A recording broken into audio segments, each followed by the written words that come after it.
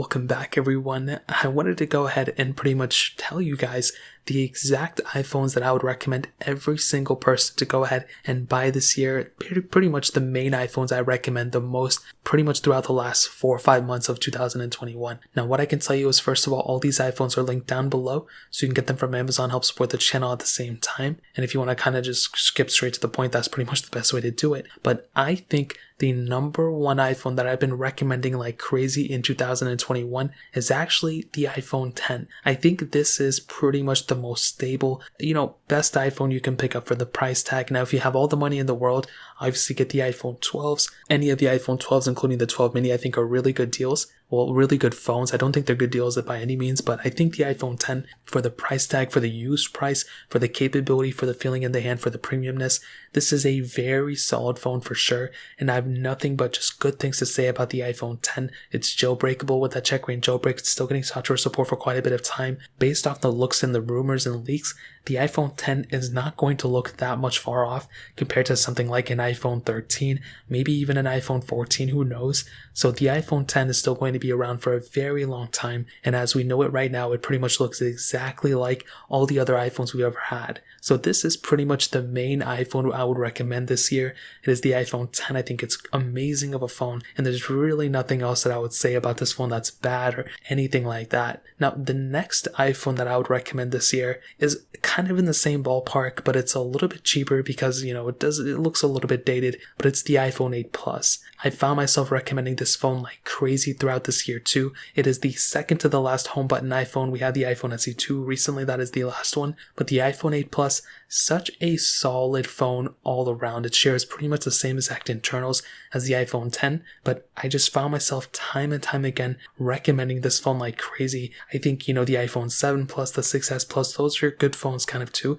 for the price tag, I guess. But the iPhone 8 Plus is a phone that I still talk about. I still drop comparisons on. I'm dropping one today. This video comes out, and I think it's a very relevant phone. It's not that far off from something like an iPhone 12. Like, obviously it's not as good, but speed, performance, it's all there on the iPhone 8 Plus, and I love this phone a lot. And like I mentioned, I've been recommending this phone like crazy too. Now, the other phones I recommend this year are a little bit more expensive than this, so keep that in mind. They're not like the cheapest phones ever, but I think if you were going to go and buy a brand new phone, I think the iPhone 11 Pro is one of the best phones ever made. I just use this. I just came off using this phone. I still have mine. It is one of the best phones I ever owned. It is probably overall a better phone than my iPhone 12 Pro. Obviously, the 12 Pro is better. It has way more features, I guess. I guess it's a bigger phone and I like it a little bit. But the iPhone 11 Pro, with its screen, with its feeling in the hand, with its frosted glass back, with its battery life, that was amazing. I mean, the 11 Pro has a bigger battery than the 12 Pro. That phone is smaller, so it doesn't even make any sense to me. So the 11 Pro, by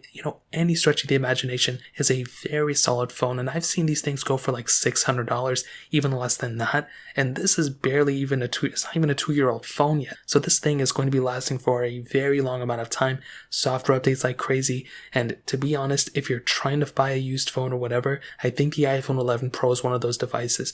I don't recommend it as much as the next phone I'm going to recommend, but this is one of those phones that is better than the next one I'm going to recommend, and I think it's an overall better value. It's more expensive, but I think it's a better phone overall. Now, that next phone is the iPhone 11.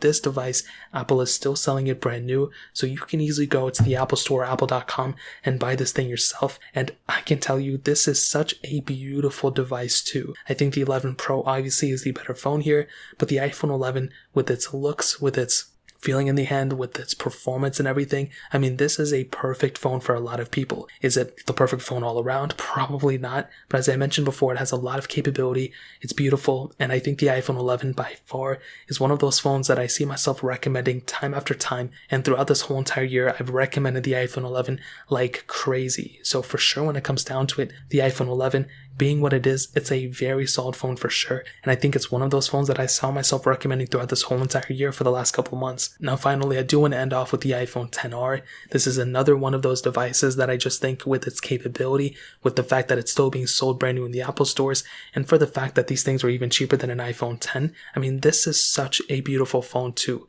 tons of capability, a lot of things at the end of the day, and there's not really anything that I would be like, oh my god, this phone is so bad or anything like that. This is a solid phone with a ton of capability, and as I mentioned before, if you're somebody who wants to buy a phone to keep it for many, many years, the iPhone XR is the best way to go in my opinion for a around $300 to $350 phone in the used market. Brand new, it is like $499 still, so it's pretty expensive, but used, it's 2018 phone, has a lot of capability. It's not really that far off from something like an iPhone 12. I mean, I've already done 30,000 comparisons on it, and it's not really too far off in my opinion. So when it comes down to it, that's pretty much what I would say, and that really pretty much covers up all the iPhones I would recommend this year in terms of how I recommend them the most. Obviously, there's the best phones like the iPhone 12s, the 12 Pro Maxes and stuff, but I think the iPhone XR, 11, 11 Pro, 8 Plus, iPhone 10 are the best ones so far, and I think the 11 Pro Max is an honorable mention. I didn't want to bring it up because I didn't bring it up too much this year, but I think the 11 Pro Max is another one up there as well. So I'll probably link all those linked down below. You can get them from there, help support the channel at the same time.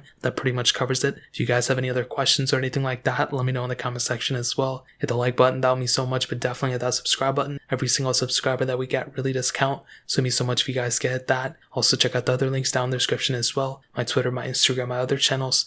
More importantly than everything else, I love every single one of you guys. Hopefully I'll catch you guys in the next video. Peace out till then.